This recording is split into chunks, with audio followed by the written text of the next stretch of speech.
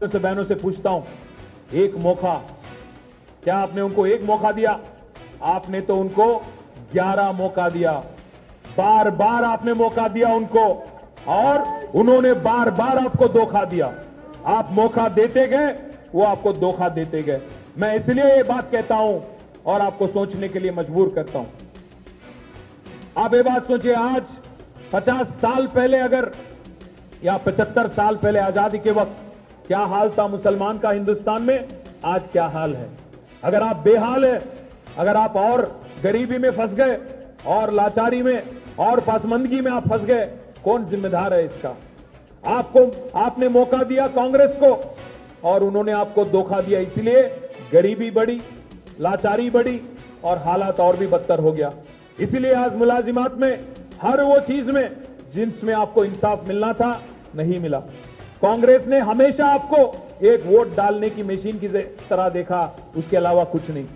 बार बार उन्होंने बीजेपी को दिखाया और किसी को दिखाया, आपका वोट लिया और गद्दी पे बैठ गए, फिर आपको भूल गए, आपके लिए कोई प्रोग्राम नहीं करे। आज बहुत बोलते हैं वो, फिर एक बार कोशिश कर रहे हैं बीजेपी को दिखा के, किसी और को दिखा के, आपको डरा के, फिर केसीआर से आपको दूर करने की साजिश है।